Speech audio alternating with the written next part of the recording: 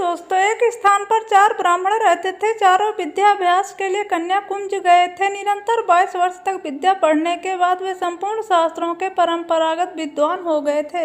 विद्याभ्यास के बाद चारों स्वदेश के लिए लौट पड़े। कुछ देर चलने के बाद रास्ता दो ओर फरता था। किस मार्ग से जाना चाहिए इसका कोई भी निश्चय न कर पाने पर वे वहीं बैठ गए थे। इसी समय वहां से एक मृत वैश्य बालक की अर्थी निकल रही थी। अर्थी के साथ बहुत से महाजन भी थे। महाजन नाम में उनमें से एक को कुछ याद आ गया। उसने पुस्तक के पन्ने पलट कर देखा तो कुछ लिखा था, महाजनों एन गतः सह पंथा, अर्थात जिस मार्ग से महाजन जाए वही मार्ग है।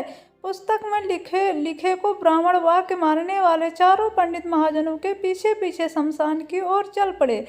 कुछ दूर चलते चलते थोड़ी दूर पर वो पहुंचे थे। उन्होंने एक गधे को खड़ा देखा। गधे को देखते ही उन्हें शास्त्र की यह बात याद आ गई, राजद्वारे शमशान व यति सटे बांधवो, अर्थात राजद्वार और शमशान में जो खड़ा हो वह भाई होता है। फिर क्या था, चारों ने उस शमशान में खड़े गधे को भाई बना लिया।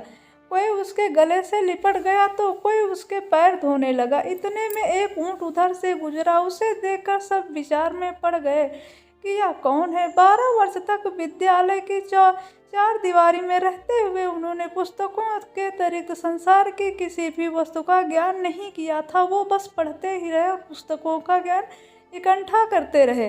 ऊंट को वेग से भागते हुए देखकर उनमें से एक को पुस्तक में लिखा एक वाक्य याद आ गया, धर्मस्य त्वरिता गतः, अर्थात धर्म की गति में बड़ा वेग होता है। उन्हें निश्चय हो गया कि वेग से जाने वाली यह वस्तु अवश्य धर्म है। उसी समय उनमें से एक को याद आ गया, इष्ट धर्मणा योजयते, अर्थात धर्म का संयोग इष्ट से करा दे। उनकी समझ में इष्ट बांधो था, गधा ऊंट का धर्म दोनों का संयोग कराना उन्होंने शास्त्रोक्त मान लिया था। बस खींच खांच कर उन्होंने ऊंट के गले में बांध ली। वह गधा एक धोबी का था। उसे पता लगा तो भागा हुआ आया। उसे अपनी ओर आता देख चारों शास्त्र परंपरागत पंडित वहां से भाग खड़े हुए थे। वो डर गए थे। थोड़ी दूर पर एक नदी थी। नदी में पालस का एक पत्ता तैरता हुआ आ रहा था। उसे देखते उनमें से एक को याद आ गया,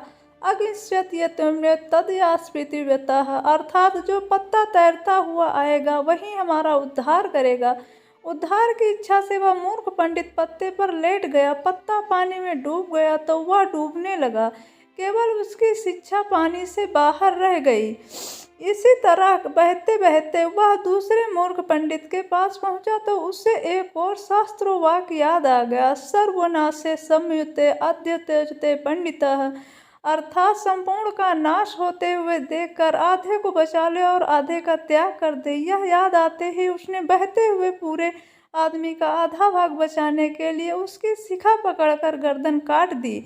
उसके हाथ में केवल सिर का हिस्सा आ गया। देह पानी में बह गए। उन 4 के अब 3 रह गए। गांव पहुंचने पर तीनों को अलग अलग घरों में ठहराया गया। वहां उन्हें जब भोजन दिया गया तो एक ने सेमियों को यह कहकर छोड़ दिया, दीर्घ सूत्रे विनाशते, अर्थात दीर्घ तंतु वाली वस्तु नष्ट हो जाती है। दूसरे को रोटियां दी गई तो उसे याद आ गया, अति वस्त्रे तद्बुधे चिराविष्टे, अर्थात बहुत फैली हुई वस्तु वायु को काटती है। तीसरे को छिद्र वाली वाटिका दी गई तो उसे याद आ गया, छिद्रेण बहुबली भवन्ते, अतः छिद्र वाली वस्तु में बहुत अनर्थ होते हैं। परिणाम यह हुआ कि तीनों की जहाँ सहगाई हुई। और आपको क्या सीख मिली? व्यवहार बुद्ध के बिना पंडित भी मूर्ख होते हैं।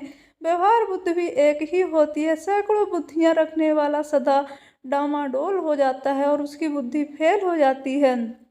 यह कथा सुनकर सवर्ण सिद्ध ने कहा, तुम लोग व्यवहार नहीं जानते इसलिए तुमने मेरा कहना नहीं माना और तुम्हारी यह दुर्गत हो गई। सहसा चक्रधर बोल पड़ा, नहीं नहीं, यह सब कुछ नहीं है, यह सब भाग्य का चक्कर है। किस्मत खराब हो तो बड़ा बुद्धिमान व्यक्ति भी परेशानी में पड़ जाता है और भाग्य साथ दे तो अल्प बुद्धि सुखी रहता है। जैसे सद्बुद्धि और सशस्त्र बुद्धि को मछुए पकड़ कर ले गए, जबकि एक बुद्धि जल में आनंद से विहार करता रहा। इसलिए कई बुद्धियों का प्रयोग न करे, जो भी अपनी बुद्धि है उसी का प्रयोग करे। सुवर्ण सिद्धि से ने पूछा, यह एक बुद्धि कौन था? आप भी बताएं आपको ये कहानी कैसी लगी है। अगर आपको ये कहानी अच्छी लगी है तो प्लीज़ चैनल को सब्सक्राइब करें, लाइक शेयर करें, और हम आपको अब बहुत सारी कहानियाँ इसी तरह के लाते रहेंगे। धन्यवाद।